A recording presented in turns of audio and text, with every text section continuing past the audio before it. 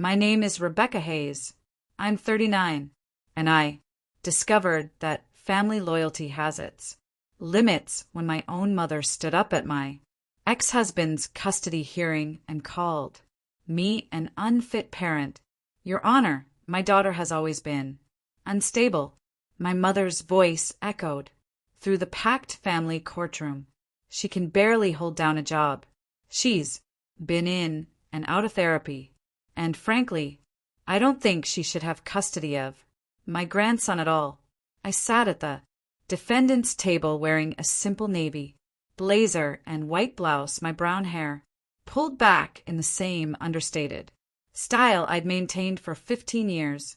The wedding ring I'd finally removed 6 months ago had left a pale band on my finger that seemed to glow under the harsh courtroom lights. My ex-husband, Marcus, smiled smugly from across the aisle, his expensive lawyer nodding, along with my mother's devastating testimony. They'd clearly planned this ambush, knowing that my own mother's words would carry weight with any judge. She's never been able to provide stability, my mother continued, her voice growing stronger as she warmed to her theme. She disappears for days at a time, claims she's working, but I've never seen evidence of any steady employment. My grandson needs a real home with his father, who has a successful career and can actually support him.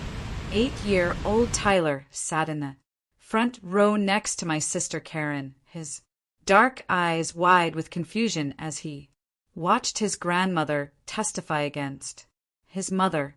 Karen avoided my gaze, her silence as damning as our mother's words. I thought about the past 2 years since my divorce, about the nights I'd spent agonizing over custody arrangements while simultaneously handling some of the most complex cases in the state court system, about the careful balance I'd maintain between my professional responsibilities and my role as Tyler's mother. She lives in some tiny apartment downtown. My mother pressed on, drives an old car, can barely afford Tyler's school supplies. Meanwhile, Marcus has a beautiful home in the suburbs, a stable income, and the ability to provide the kind of life every child deserves. Judge Patricia Morrison sat behind the bench, her expression neutral as she listened to the testimony. She was a colleague I'd known for over a decade, someone who understood the demands of our profession, but she gave no sign of recognition as she maintained the impartial demeanor required of her position. Furthermore, my mother said, reaching her crescendo, Rebecca has always been secretive about her so-called work. She claims to have some important job, but she won't tell us what she actually does. For all we know, she could be involved in something illegal, something that would put my grandson in danger. The courtroom buzzed with murmured agreement. Marcus' family filled the left side of the gallery, all nodding, along with my mother's character assassination. My side was nearly empty. Just a few friends who'd taken time off work to support me, people who actually knew what I did for a living. Marcus's lawyer, James Crawford, stood to address the court. Your Honor, we believe the testimony clearly shows that the child's best interests would be served by awarding full custody to my client. The mother's inability to provide basic stability, combined with her secretive behavior regarding her employment, raises serious concerns about her fitness as a parent. I remained silent, my hands folded calmly in front of me, watching this orchestrated attack unfold. 15 years of judicial experience had taught me the importance of timing, of letting others reveal themselves before showing your hand. Ms. Hayes, Judge Morrison addressed me directly. How do you respond to these allegations about your employment and your ability to provide for your son? I stood slowly, my movements deliberate and controlled. Your Honor, I'd like to call a witness to address those concerns. Marcus's lawyer looked confused. Your Honor, we weren't notified of any witnesses. The witness wasn't available until this morning, I replied calmly, but I believe his testimony will clarify any questions about my employment status. Judge Morrison nodded. Very well. Please call your witness. I walked to the courtroom doors and opened them. A tall man in an impeccable dark suit entered, his silver hair perfectly styled, his bearing commanding immediate respect. Your Honor, I said, my voice carrying clearly through the suddenly quiet courtroom, I'd like to call Chief Justice William Barrett to the stand. The gasp that went through the courtroom was audible.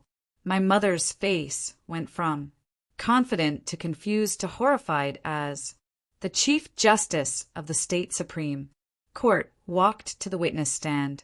Chief Justice Barrett, I began, my voice taking on the professional tone that had served me well for 15 years. Could you please identify me for the court? The Chief Justice looked directly at me, his voice formal but warm. You are the Honorable Rebecca Hayes, Associate Justice of the State Supreme Court, where you have served with distinction for the past 8 years. The silence in the courtroom was deafening. I could hear my mother's sharp intake of breath. Could see Marcus's lawyer frantically shuffling through papers. And Chief Justice Barrett, I continued, could you describe the nature of my work? Responsibilities? Justice Hayes presides over some of our most complex civil and criminal cases. He replied, she sits on our appellate panel for death penalty cases, chairs our Judicial Ethics Committee, and has written several landmark decisions regarding family law and child welfare. Tyler's eyes were wide with amazement as he finally understood why his mother had to work late so many evenings, why she sometimes disappeared into her study with thick legal briefs, why she spoke with such authority about fairness and justice. One more question, Chief Justice, I said. Could you address the allegations about my financial stability? He smiled slightly. Justice Hayes earns a salary of $195,000 annually plus benefits. She owns her downtown apartment, a penthouse actually, and maintains a vacation home in the mountains. Her financial disclosure forms are part of the public record as required for all sitting judges. I turned to face the courtroom where my mother sat with her mouth hanging open, her carefully constructed testimony crumbling around her. Your Honor, I addressed Judge Morrison. I'd like to explain to the court why my family was unaware of my position. Judge Morrison nodded, clearly intrigued. 8 years ago, when I was confirmed to the state Supreme Court, I made the decision to keep my professional life separate from my personal relationships. This wasn't because I was ashamed of my work. Quite the opposite. It was because I wanted my son to have a normal childhood without the pressure and scrutiny that comes with being a judge's child. I looked at Tyler, whose face showed a mixture of pride and confusion. I chose to live modestly, to drive a practical car, to shop at regular stores rather than high-end boutiques. I wanted Tyler to understand the value of hard work and humility, not to grow up entitled because of his mother's position. Marcus was staring at me as if he'd never seen me before. During our marriage, he'd constantly criticized my boring job at the courthouse, never bothering to ask about the details of my work. The reason I'm often unavailable for extended periods, I continued, is because I'm presiding over complex cases that can last weeks or months.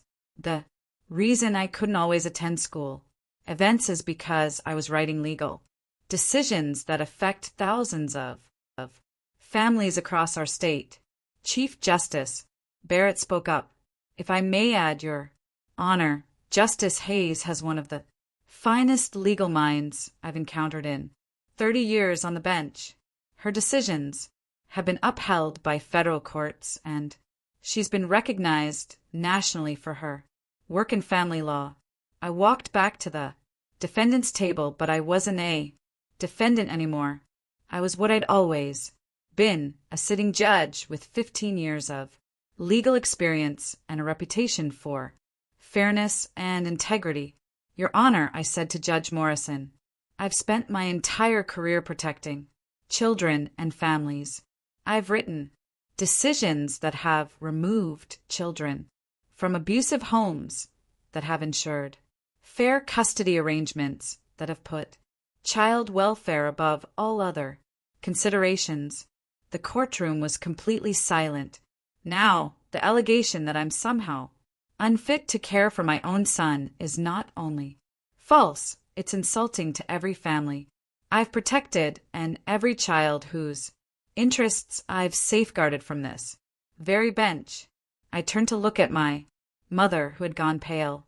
What's particularly painful is that these allegations come from people who never bothered to ask about my work, who never showed interest in my career, who assumed the worst without seeking the truth. Marcus' lawyer was clearly scrambling. Your Honor, we had no knowledge of what? I interrupted. Of the fact that your client was married to a sitting state Supreme Court justice for 6 years and never bothered to learn what she actually did for a living. Judge Morrison leaned forward. Mr. Crawford, did your client not know his wife's profession during their marriage? Marcus finally found his voice, stammering. She said she worked at the courthouse. I thought she was a clerk or something. The absurdity of it hung in the air like a toxic cloud.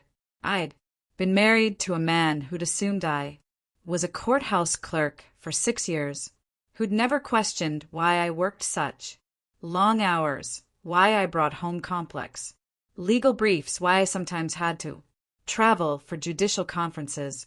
Your Honor, I said, addressing Judge Morrison directly, I'd like to submit my judicial performance evaluations, my financial disclosure forms, and my custody evaluation report prepared by Dr. Sandra Williams, a court-appointed child psychologist. Judge Morrison reviewed the documents quickly. Dr. Williams rated you as an exemplary parent with strong bonds to your child and no concerns regarding your ability to provide care and guidance. I looked around the courtroom one final time at my mother, who couldn't meet my eyes, at my sister, who looked ashamed, at my ex-husband, who was staring at the floor, at Tyler, who was looking at me with new understanding and pride. Your Honor, I said, I've dedicated my career to ensuring that children's best interests come first in custody decisions. I've seen what happens when parents use children as weapons, when family members turn against each other for personal gain, when assumptions replace evidence. My voice grew stronger with conviction. I'm requesting full physical custody of my son with supervised visitation for the father, pending his completion of co-parenting classes.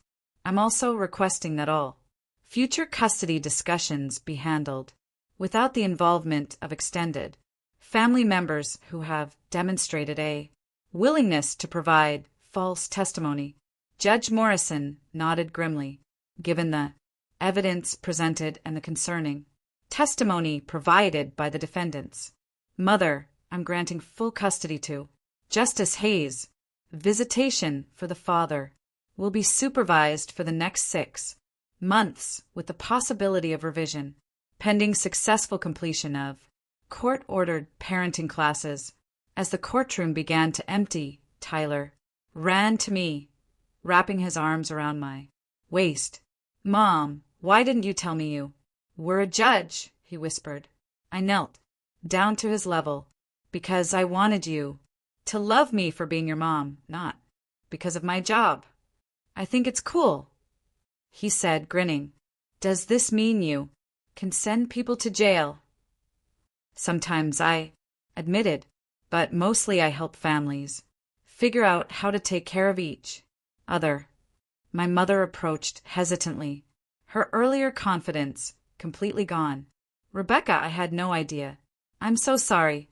I stood up, my arm around Tyler's shoulders. Mom, you testified under oath that I was an unfit parent without knowing anything about my life, my career, or my capabilities. You were willing to destroy my relationship with my son based on assumptions and prejudice. Her eyes filled with tears. I thought I was helping, Marcus said.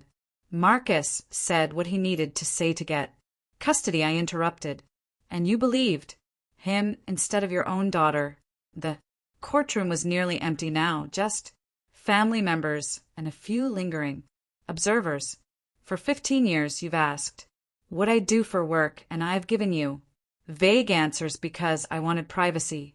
But you never pressed, never showed real interest. You assumed that because I didn't brag about my achievements, I didn't have any.